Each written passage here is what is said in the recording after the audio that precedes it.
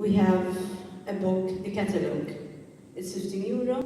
Over here we have all the shops which feature in the installation. There are a couple of very short essays for everybody, and there are even some samples from the interviews which we conducted with 7 shopkeepers, one of whom is with us this evening. So if you're interested later on, or at some point, you can have one. And the exhibition is still this Sunday, so it's literally a couple of days to go. Now I'd like to invite you to come with me and have a tour around the installation. I will tell you a couple of stories we thought. Okay, shall we?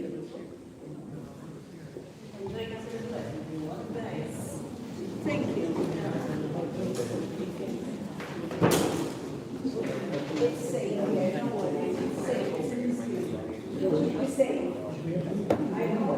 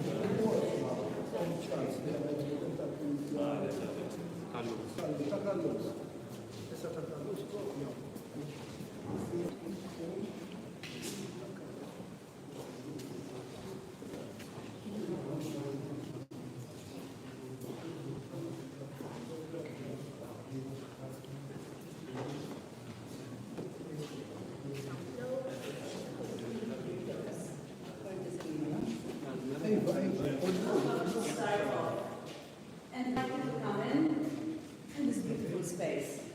This is one of the many areas within MUΖA. So what happened here? It seems that Barnaby Barford visited Malta just before COVID. He took a couple of pictures of Malta and he kind of kept thinking about it.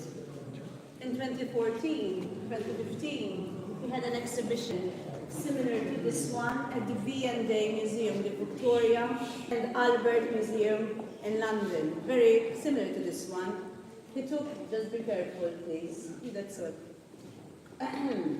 Very similar to this one. He took the pictures and created these beautiful fine bone china pieces of all the shops in London. But he created the Tower of Babel to show the different shops, what was happening and how things were changing in London, from very, very top high-class places such as the Harrods on top to the fish and chip shops at the bottom. In our case, Malta and Gozo is different. While we were going around, he was seeing things which I was not seeing at all, and I've been here all my life. Barnaby sent us this proposal, and since it kind of ticked all the boxes as a fine art museum, a museum which wants to have different communities, and museums which wants to tell stories, but at the same time show reality, today's reality, it was perfect for us. And he is a contemporary artist who he is really into the communities. Barnaby started his journey here by going around Malta and Gozo by bicycle. Can you imagine me looking after an artist, and the first time he told me that he would be going around Malta, who was going around our streets with the bicycle. I was going to die. I was literally calling him every hour, where are you? Give me your life location. I want to know where you are. If something happens, and he, no problem, no worry, I know how to handle it, and he did. And he went around Malta with his bicycle. And one time, in the first couple of weeks, because he came here a couple of times, not just for 2-3 days, but for weeks, to study and go around places. And I used to go with him, and look around and see what is he taking photos of, kind of. And we were in this very quiet street in Smila, and then I asked him, what are you doing? You just look around you. Okay, I'm seeing the nice facade of the shop. No, not that one, the other one with aluminium. Okay, the one with aluminium you like? Yes, it's one of the many which I really like. I go to what else? What are you seeing? And I'm seeing that kind of the weathered stone, and I'm seeing that half sort of number showing, and I'm seeing this and I'm seeing that.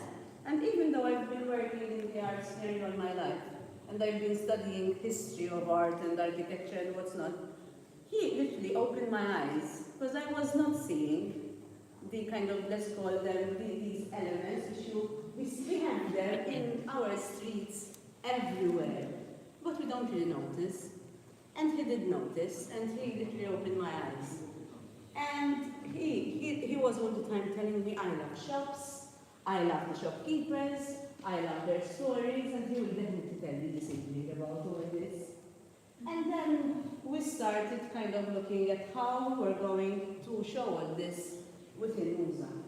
He was always telling me, I love the rabbit walls, and he kept on telling me about the rabbit walls. I said, okay, so it seems you want some rabbit walls. Okay, let's introduce some rabbit walls to this installation.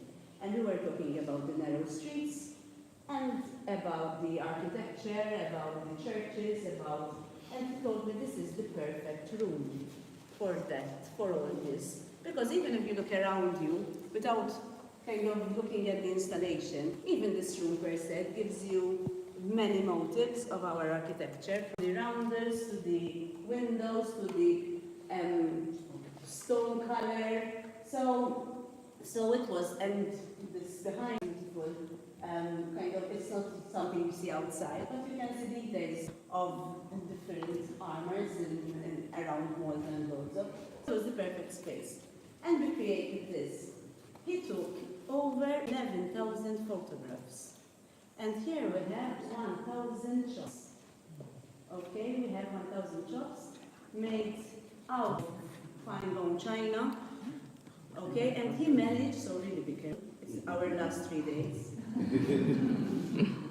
Because I know how he did it, but I'm still mesmerized how he managed. So I really invite you to look around you. I know that it's great for us to start, but if you would like to go around and see the shops, those who didn't manage to see it, you have kind of a couple of minutes to go around it. I'm telling you, there is everything, from the vintage shops to the aluminium other shops to the ones with very strange names, which I cannot really tell you what the names are, because they are, some of them, there is one which is even misspelled. They have a spelling mistake. So please, yes, it's part of the fun. So you have these couple of minutes, and then I invite you to go back for our discussion.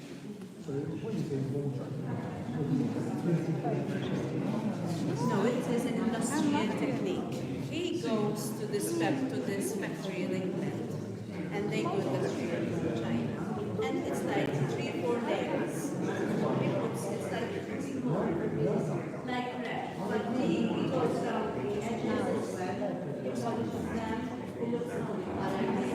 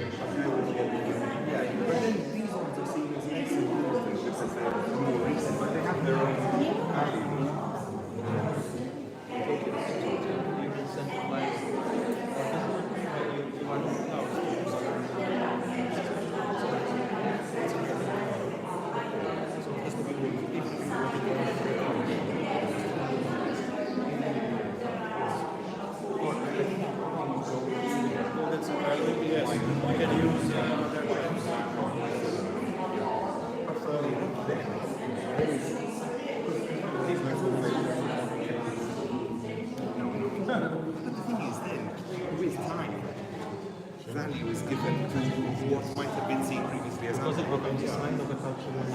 Exactly. Do you remember? Buckman's is still open. Very famous for his fly yard. He literally just has two types: hops so tuna, salad, and eggs and bacon. He just does these, and he's sold out every day. But he had this very, very bold gold aluminium facade, which then he was sponsored by General Soft Drinks, and they replaced it with plastic, white, very contemporary, which is very boring. The bottle had so much character. But then it's really about what the associations of the Southern yes. But with time, they've always become, because then a lot of them are removed, so they become rarer.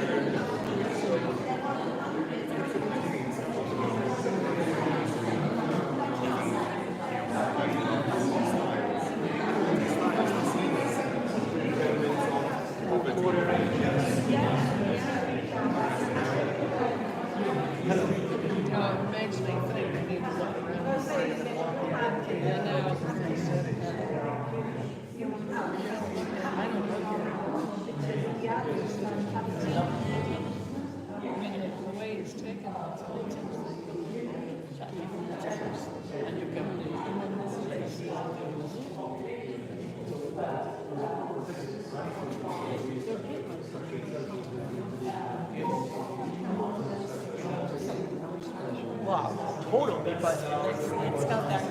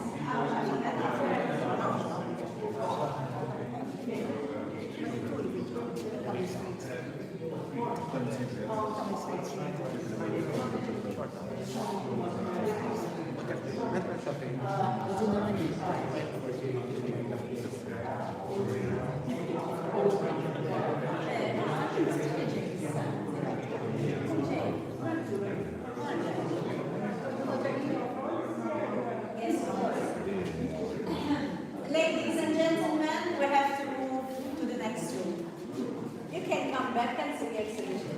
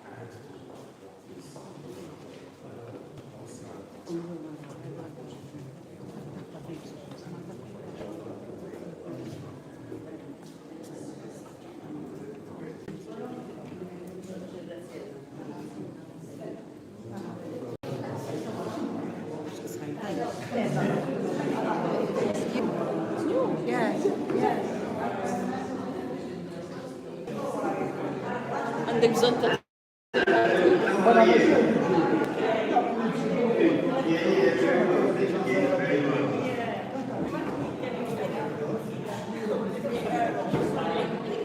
how could I?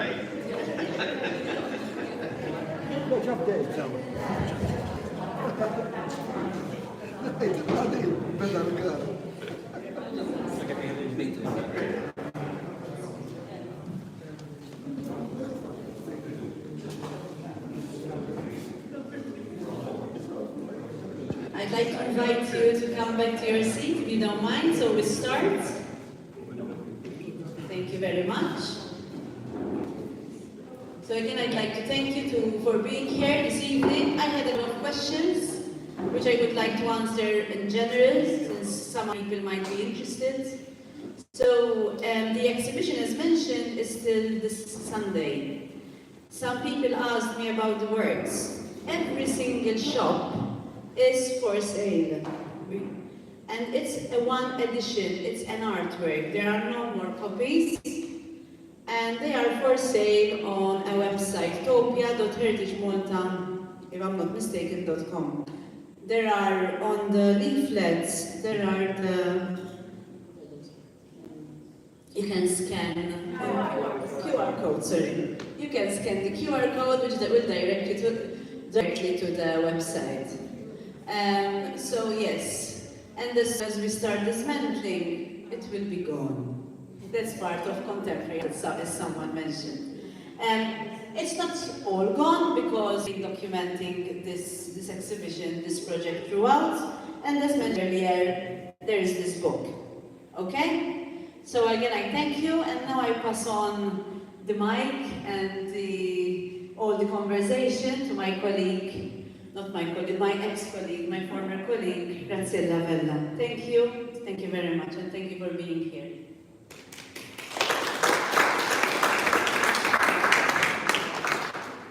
Thank you very much. Thank you to Dr. Katja Mikallef, and thank you everyone joining us this evening. Salam turnout, and we're very excited to start off this discussion. Before we start, I want to thank Malta, Vanessa Chanta and Marcia Grima for inviting us to part of this discussion, and obviously to Barnaby, the man himself, who is joining us online here. He will be making his own, obviously, intervention and comments. What we will be doing is I will introduce the panel. We will all be making our own reflections according to our experiences, according to our backgrounds, and then obviously we will open the floor for your own reflections, for your own experiences and interventions, which I hope will be many. We hope to have a fruitful and constructive discussion. The idea of this discussion, which is behind the shopfronts, so the stories which lie behind, are reflected in the exchange which come with shops, with living, with city, with change, with investment, and how all these relate to the different communities of Valletta.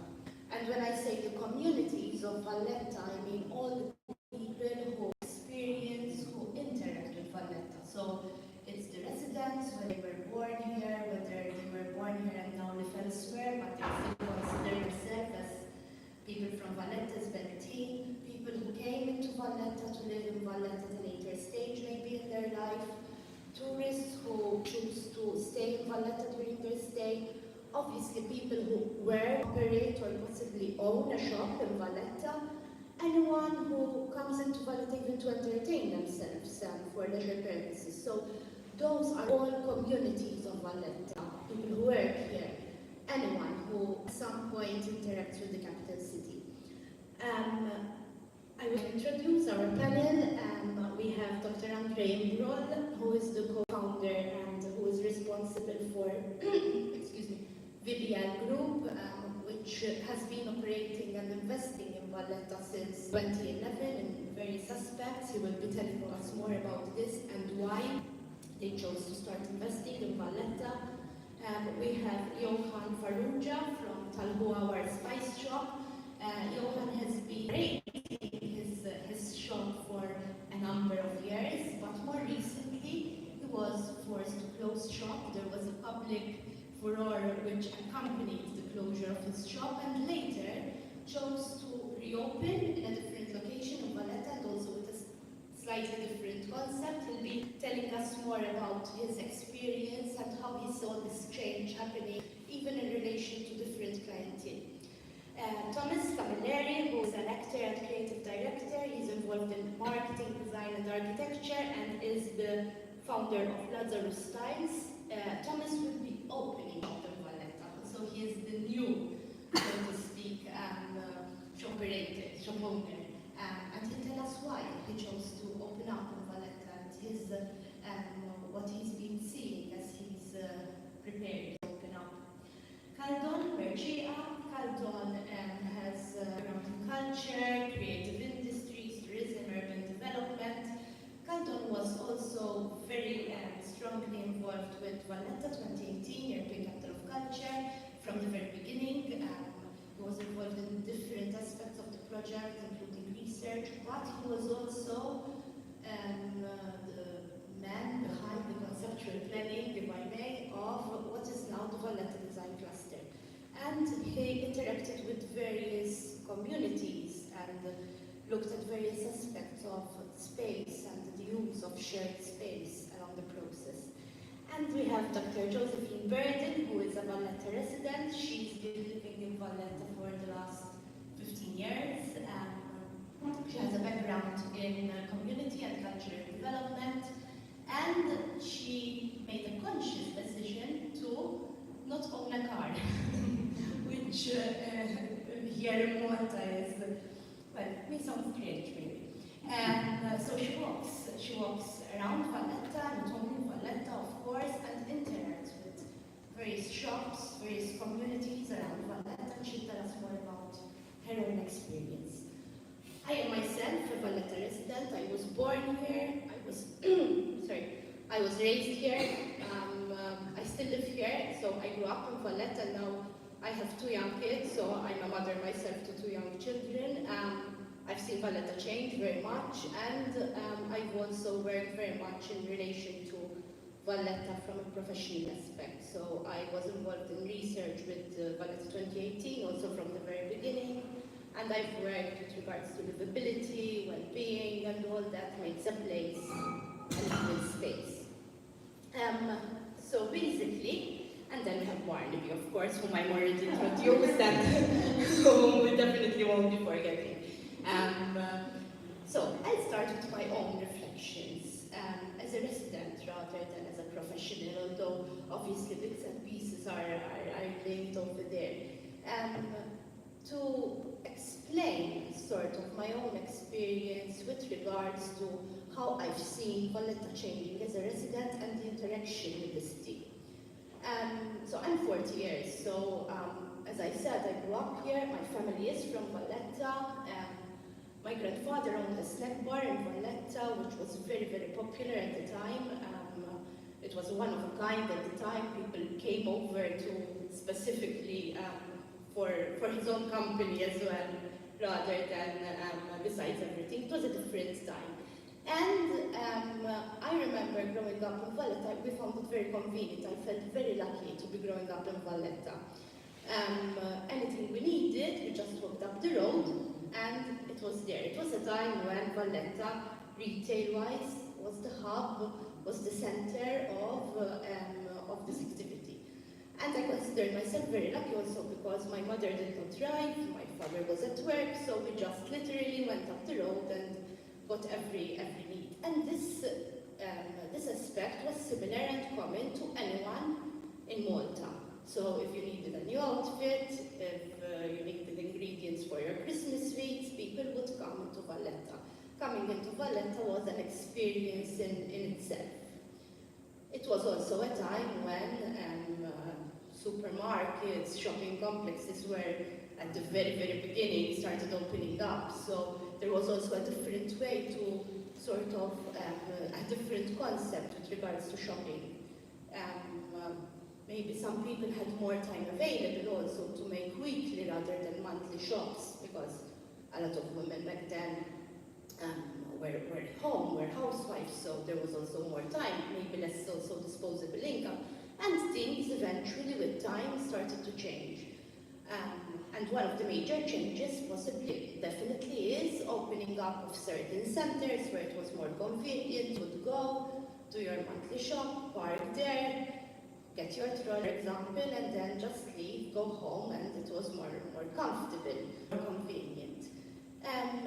Along the way and along with this change, there was also the aspect of Valletta, which we often maybe romanticize Valletta, but Valletta was also a state of decay. So Valletta was the house synonymous with retail, so much so that literally by 7 p.m. everything closed, died down in Valletta. So with the shutters gone down, Valletta was closed, literally. You would see no one. And I remember a young girl going around Valletta after 7 p.m. I used to literally run home because I felt unsafe. You did not feel safe walking around with no one around. It was dark, it was dirty as well. So definitely there was a need for a change. And we also felt very much the need for the capital city to be at a stage and in a way which we thought was adequate for a capital city, which Valletta deserved. Along the different my own personal milestones, I also got different ways people relating to me when I told them that I'm from Valletta. So when I was a little girl attending a church school with girls from all over the island, my school friends used to tell me, but you do not look like you're from Valletta. And they, well, they meant it as a compliment, but obviously I felt very offended because I was very proud of being from Valletta. Well, then things started to change. We started to see investment, we started to see restoration buildings, people started investing in Valletta, activities started happening, different activities started happening. People used to tell me, but you're so lucky to live in Valletta. So we went literally from one side to another. What happened along the